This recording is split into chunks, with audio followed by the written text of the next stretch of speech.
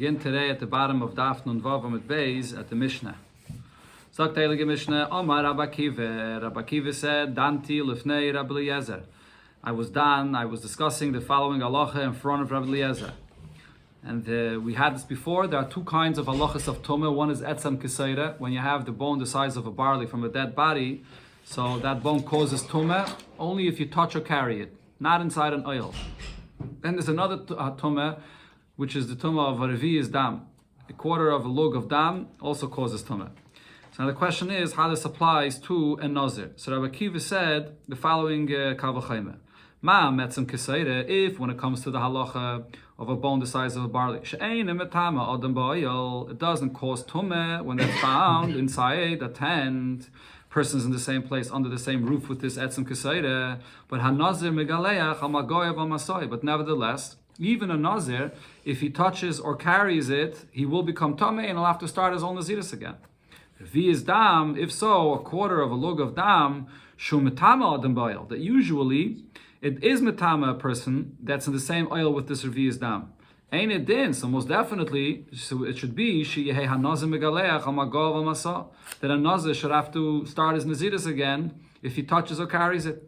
If you remember, we brought before that the Mishnah said that by Nazir there's a different halacha. By Nazir, the amount of dam that's metame him is only if it's a chatzi lug dam. It has to be double this amount. So, but Rabbi Akiva said, here I have a kavachayme that will tell you that no, that even a revi'is dam should be metame this Nazir, even if not with tumas oil, but at least if he carries or touches it, similar to the etzam kisaira. So Amali, Rabbi Eliezer responded to Rabbi Akiva. Maze Akiva, what is this that you're saying, Rabbi Akiva? Ein donin kan mikavachayme. We can't learn out over here these halachas from a kavachayme. When I came and I said over this idea, this kavachayme in front of Rabbi Yeshua, Amali, so Rabbi Yeshua told me, Yafa Marta, what you said is beautiful. The kavachayme logically is beautiful. But nevertheless, this is what was said, halacha.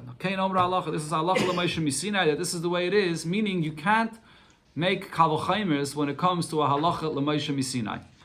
So therefore, since this is halacha l'Moshe Misinai, so there's no kavachaymes to be said about this. The halacha remains as is, that a revi'is dam will not be metame the nazir, even if you carry or touch it. So on this, the Gemara says, the shaila is, how do we learn the pshat in the Mishnah? So we're talking about these two different halachas, the halacha of the etzem kisaira, that's metame if you touch or carry it, and the halacha of the revi'is dam, which is metame even in oil. When the Mishnah over here said that it's a halacha l'Moshe Misinai, and therefore you can't learn out a kavachayme, which one of these two was it saying is a halacha l'Moshe Misinai? Was it saying that the halacha of the etzem kisaira is halacha l'Moshe Misinai?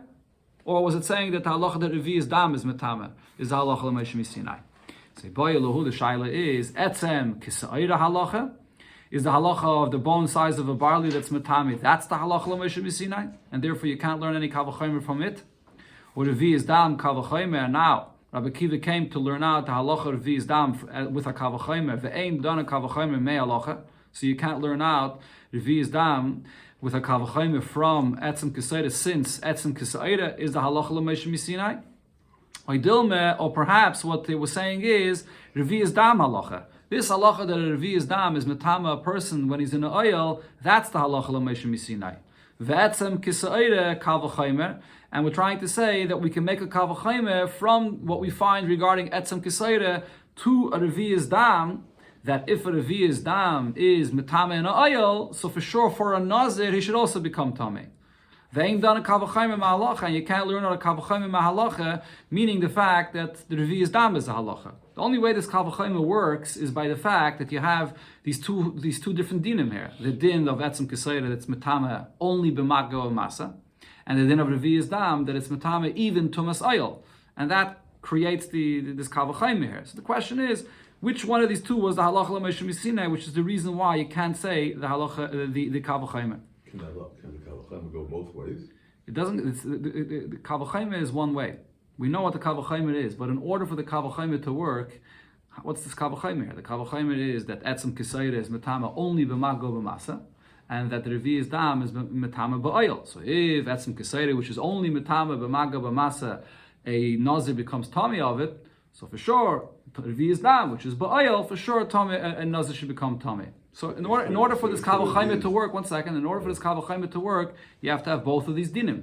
Right. So the question is, which one of these dinim was the Mishnah saying is a din that comes only from Allah L'Moshe Misinai?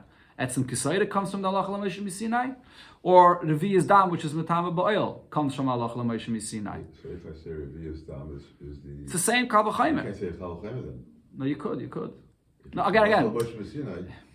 The logic of the Kavach Chaimah is there, but we have a klal that we don't make a halacha l'Moshe Misinai when you have a halacha. You don't make a Kavach Chaimah, that is, when you have a halacha l'Moshe Misinai. What's the difference? Huh? What's the difference? There's no difference. Either way, you can't make this Kavach Chaimah, but the only question is why. Why can't you make this Kavach Chaimah? Is it because Etzem Kisa'ir is the halacha l'Moshe Misinai, or is it because Revi'is Dam is the halacha l'Moshe Misinai? And therefore, whichever one it is, it's a You can't make the Kavach Chaimah, correct? Basically, the Gemara Safek really is which one of these two is a halacha l'Moshe Misinai. If you look here in Taisus explains that there's a svara to say that Dafka Etzem Kisayir is a halacha l'Moshe Misinai, because the pasuk says by a Nazir, it says in the pasuk Al Kol Nafshis Meis Lo Yavai. So in the simple pshat of the pasuk, it seems like that a Nazir only becomes tamei when it's a type of tumah that if you enter into a oil, you'll become tamei. By Etzem Kisayir, we say that the Nazir becomes tamei even without, he can't become tamei by going into the oil. He could only become tamei by maga umasa. So it's different than what it says in the pasuk. So maybe that's why you need a special halacha l'Moshe Misinai for Etzem Kisayir. Or Taisa says, on the other hand, the Gemara is saying this halacha Revi'is Dam. You need a special pasuk that it's a halacha l'Moshe Misinai, because in the pasuk it says Akol Nafsheis Meis Lo Yavai. It says Nafsheis Meis. So Nafsheis Meis would be a Chatzi Lug Dam, not a Revi'is Dam, because it says Loshen Rabbim Nafsheis. Revi'is is for one mace. Person to be able to live needs one Revi'is Dam. Nafsheis Meis is plural. So in order to say that this Revi'is Dam that is Metame, one Revi'is Dam, that's all that you need for that halacha l'Moshe Misinai. So that's the Gemara Safek. Which one of these is a halacha l'Moshe Misinai? Tashamas, the Gemara brings a clear brayso that says, Etzem Kisayra halacha. Etzem Kisayra, this halacha that the bone the size of a barley is Metame, only b'maga b'masa. That is the halacha l'Moshe Misinai. Revi'is Dam Kavach Chaimah, and Rabbi Akiva wanted to learn out the Revi'is Dam with a Kavach Chaimah from Etzem Kisayra that it should be Metame the Nazir. If you ain't done a Kavach Chaimah ma'alacha, and you can't learn out the Kavach Chaimah of Revi'is Dam from Etzem Kisayra, which is a halacha l'Moshe Misinai. So that's clear that's the pshat in the Mishnah. Adran Alach Kayin Gadol. This is the conclusion of the 7th Perek of Masechta Nazir. What is this? Yeah, it's a brayso. Yeah. Okay, Zok Teilige Mishnah, we begin the 8th Perek of Masechta Nazir, Shnei Nazirim Sha'amar Lahem Echad. You have two Nazirim that someone, an aide, comes and tells them, Re'isi Echad Mikem Shenitma. I saw that one of you became Tommy. But Ve'eni Yedei Eizem Mikem. I'm not sure which one it was. So now what happens? Basically, we have here a suffix, which one of them became Tommy. So now Megalchen Umiviin Korban Tume Ve Korban Tara. They're going to have to cut their hair, as you do, both if you were a Nazir that's Tameh, you cut your hair, or if you're a Nazir that's concluding your Naziris Betara, you have to cut your hair. And they both have to bring now a Korban Tumah and a Korban Tara. But now we're not sure which one of them is bringing the Korban Tumah and which one is bringing the Korban Tara. So what happens? What do we do? And now one of them says to his friend, if I'm the one that became Tameh, so then Korban Tumah Shali. The Korban Tumah that's being brought, this is my Korban. The Korban Tara Shalach, and the Korban Tara that's being brought is for you. But if I'm the one that's tar, then Korban Tara Shali, then the Korban Tara is mine. Every Korban Tumah Shalach, and the Korban Tumah will be yours. They're not the same Korbanis. So they make this condition that whoever, it's a suffix who owns the Korbanis, well, you see each one, the Korban will be his, whichever one it has to be. But then, following this, v'seifre and shleishim yom, you have to count another 30 days, because whoever is the one that was tamei, so he has to now redo his whole naziris. So if we're talking about the minimum naziris of 30 days, so now you have to count another 30 days. And now at the conclusion of 30 days, umeviin Korban Tara. And now you have to bring a Korban Tara. If you were tamei before, so now you're concluding your naziris with a Korban Tara. And now again, v'oimer, so one of them says to his friend, If I was the one that was tamei, so carbon tumah shali, so the carbon tumah that was brought was mine, and the carbon tara shalach, and then before the carbon tara then was yours, and v'zeh carbon tara asi, and now this is my carbon tara. Before I brought the carbon tumah, and now I'm bringing the carbon tara. It's mine. So this carbon is not yours at all. If I was the one that was tired all this time, so then carbon tara shali, the carbon tara that was brought before, that was my carbon, and the carbon tumah shalach, and the carbon tumah that was brought before was yours. So v'zeh carbon tara asach. So then the carbon tara that's being brought now is yours. So this is the We didn't learn that somebody else cannot bring a carbon from Nazir. Could be. So over here, they both come to the Beis Hamikdash, bringing this carbon, and each one makes this condition, or they each one is bringing it. It's just unknown. They're both here. They're both bringing the carbon. If you're It's just Nazir, yeah. and I'm not, I can't bring a carbon Nazir for you. So they're not bringing it for each other. It's here. They're both here in the Beis Hamikdash, and each one is saying we don't know whose it is, and each one brings it. Yeah, but one of them at the end is not getting a tahara. They're both getting exactly what they need. Each Only one, one guy that's Tommy. yeah. No, only- they were both Nazirim. Correct. Each one has to bring at the end. A tara, carbon tara. No, not forget about tahara. Each one has to bring at the end. He has to cut his hair. Correct. And they're cutting their hair. Now, they're both cutting their hair, but the first time they cut the hair, what did they cut it for? Either the tuma or the tara. It's a suffix. It's the same cutting of the hair. Same cutting of the hair, and either you bring a carbon tara or carbon tuma. The cutting of the hair for the tummy, for Same, the it's the same thing. okay. Same cutting of the hair. Only Yeah.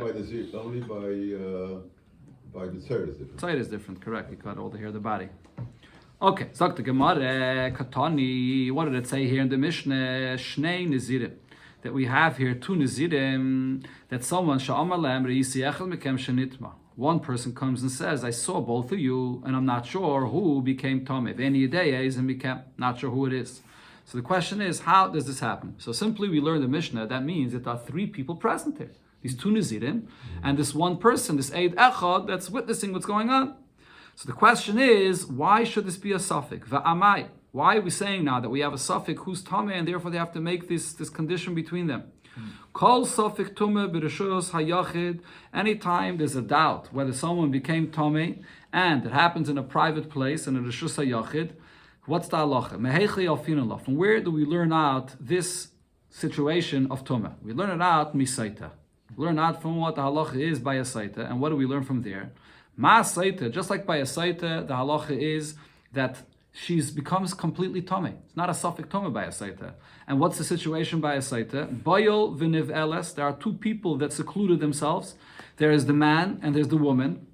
And over there, what's the halacha by the saita?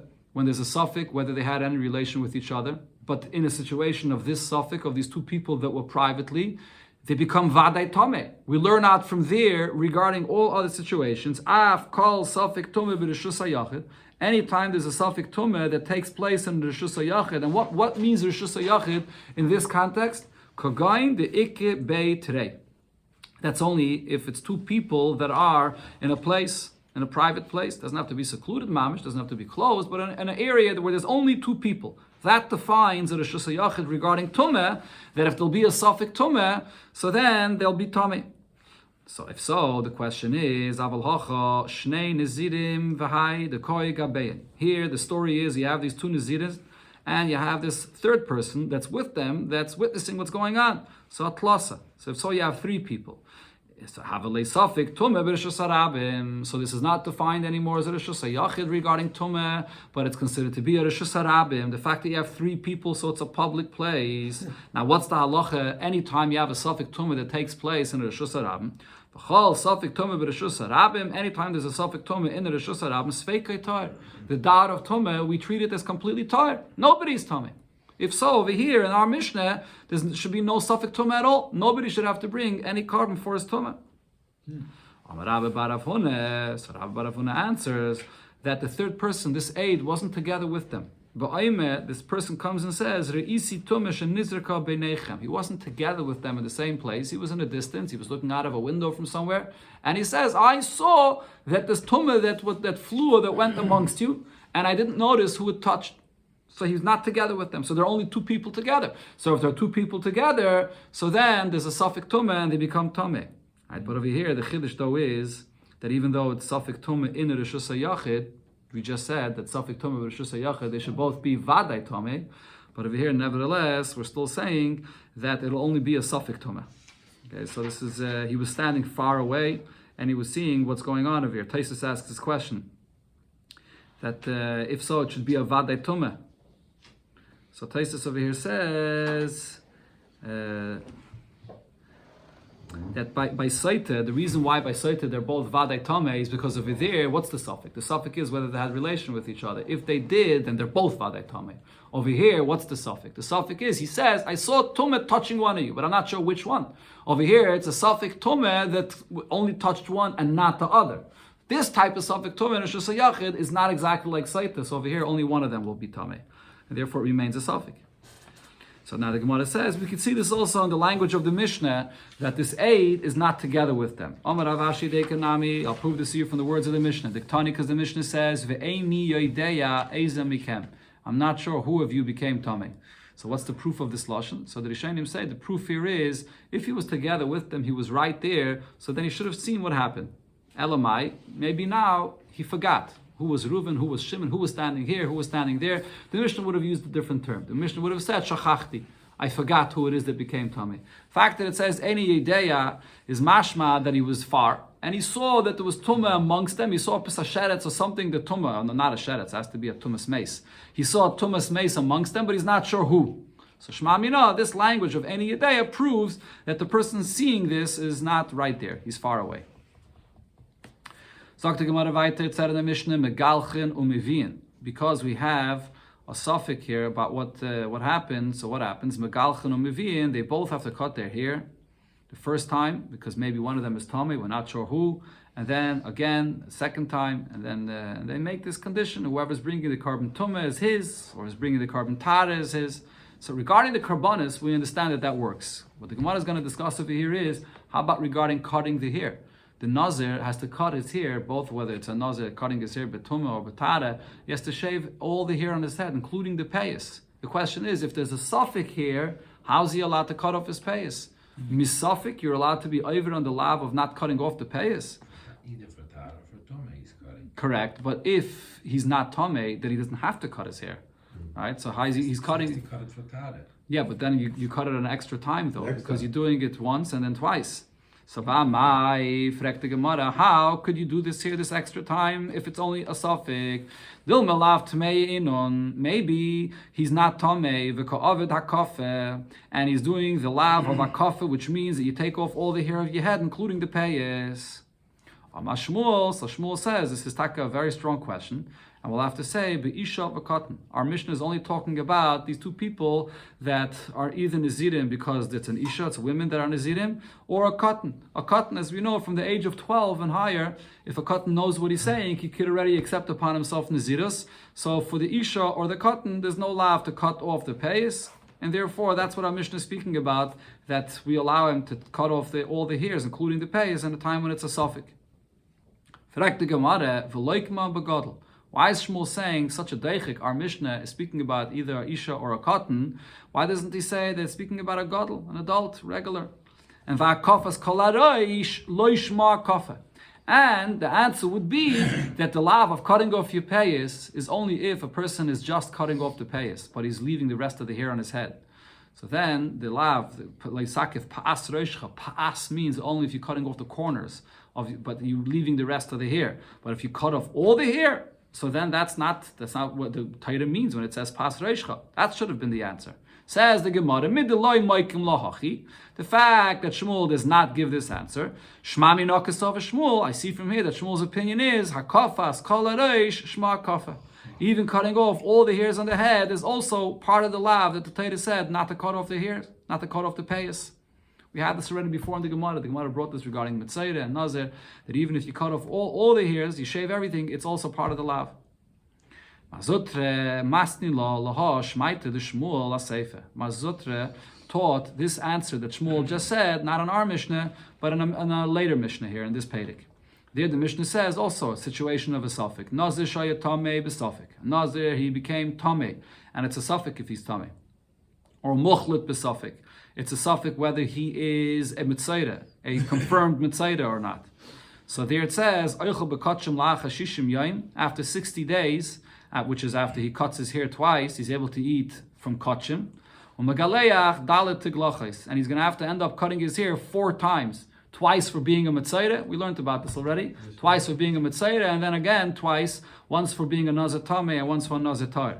So over there, the same question is, how can we allow him to cut his hair with the payas in all these situations where there's a doubt if he's cutting off his payas? On that, it's what that Shmuel said, the isha, the cotton. That it's either a isha or a cotton where the law of cutting off the hair does not apply. Rav Huna says, Hamakif es ha-cotton, a person that cuts off the hair of a cotton, hareu chayev. He's actually chayev, meaning he's over on the lab of lois akifu pas reishchem, even though it's the hairs of a cotton, but he's a gadol and he's cutting off the hairs of a cotton, he's going to be chayev.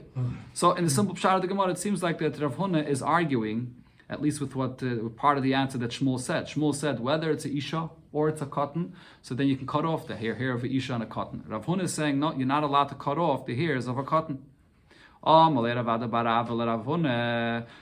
Barava tells Rav Huna, Vididach, and yours, meaning your own children, Man megaleach lahain, who shaved off the hairs of their head, including their payas? So this is a very interesting question. In other words, the Gemara is saying here that Ravada Barava saw that Rav Huna's children, their payas was cut off. So he's asking him, who cut off their payas? So what's the story? Why was why was Rav Huna's children's payas cut off? So one shot here is that this was done because of a health reason. That's what the Mefarish here says, that they were sick, and because of a health reason, their hair had to be cut off, to be shaved off, including the pay. So he's asking him, who did this? Your opinion is that you're not allowed to cut off the payas of a cotton. Ravada Barava himself really argues with this. Ravada Barava holds, like it said before Shmuel, that you're allowed to cut off the hairs of a cotton. But he's asking him, how is this allowed to be done? But the Mefarish, as I mentioned, said that this is because of a chayli. But in Taisvis and other Rishonim, it actually says that this was the derech in those times, that they cut off the hairs of a cotton for whatever reason. And so he's asking him, he saw that his children, the hair was cut off, so why is the hair cut off? So Rav Huna answers him that Malay Chayva cut off the hair. Who's Chayva? His wife. His wife with the name of Chayva, she cut off their hair. So Ravada Barava tells him, Tikperinun Chayva lebanel. Chayva, your wife, wants that she should bury her children. She's doing this, and she's not allowed to, and she wants that her children should be buried. That's how the Rosh here says, that you read it as a sort of like as a question or as a wonder. So others say that he said it as a statement or as a fact. Because she did this, she'll be burying her children. Right, in other words, what do you see over here? That Ravada Barava held that a woman is not allowed to cut off the hair of a man, even though a woman herself does not have this lav of cutting off her payas, but nevertheless she is not allowed to cut off the hair of her children. So kulu shani the Ravada Barava lo yekayim lezare le Ravuna. All the years, all the lifetime that Ravada Barava was alive, so the children of Rav Huna did not survive. They passed away. This says in the lifetime of Ravada Barava. Ravada Barava held you are allowed to. Ravada Barava held that in the case where the children, right, Ravada Barava's opinion was that the children, you're allowed to cut off the hair, right? But Ravada Barava is telling Rav Huna, your opinion is that you're not allowed to cut off the hairs of a cotton. If you're not allowed to cut off the hairs of a cotton, so then even a woman is not allowed to cut off that hair. I hold for a different reason that you're allowed to cut off the hairs of the payas of a cotton. But he's asking Rav Huna, according to your opinion, Isha should not be allowed to cut off the hairs. Okay, so that's the story. So really, it comes out from this Gemara that there's 2 different points that Rav Ada Bar Ava and Rav Huna argue about. The first point is whether the payas of a cotton is allowed to be cut off, and the second point is whether a Isha is allowed to cut off payas. Payas of someone that he himself is not allowed to cut off his payas. Rav Huna says that a Isha is allowed. Rav Huna held a cotton, you're not allowed to cut off his payas, but a Isha is allowed to cut off. Rav Ada Bar Ava held that Isha is not allowed to cut off someone's payas if that person himself has the mitzvah or has the lav not to cut off the payas. Says the Gemara, what's the source of their machlekes? Mechti, let's see, Tarvayu, Sviriluhu, they both, Rav Ada, Varava, and Rav Huna both agree, Hakafas, Kol HaReish, Shma Hakafa. Shaving all the hairs of the head, including the payas, is part of the lav of Hakafa. So over here, when this child, the hair was all shaved off, that's not what they're arguing about, whether that's allowed or not. They both agree that it's not allowed. So, B'mai Kamifligi, what is the basis of their argument? Says the Gemara, Rav Huna Savar, Rav Huna says, Leisakifu pas reishchem, v'leisashches es pas kanecha. The Torah says these two together, not cutting off the payas, and also not destroying, not cutting off the beard. So I learn out, they compare them. Kol sheyesh loy hashchase, whoever the lav of hashchase applies, the isser of not cutting off the beard applies, yesh loy hakafe, also has the lav not to cut off the payas. V'hani noshi, when it comes to women, hoyel v'lesnu b'hashchase, since the lav of cutting off the beard is not applied, and the simple pshat is because there's no, it physically doesn't apply to them, so lesnu nami b'hakafe, so they don't have the lav of cutting off the hairs, the payas as well. So from here we see that they are allowed to cut off someone else's payas. A woman is allowed to cut off a man's payas if for her the lav of payas doesn't apply. The lav of cutting off the beard doesn't apply. So the lav of cutting off the payas doesn't apply. So even a woman to cut off the payas of a man is also not an isser. That's his source. But Ravada bar Abba Savar. On herself, she's not allowed to walk. No. True, but he learns out even regarding the Isra. I'll explain that in a moment. Okay, let's see, 1 second.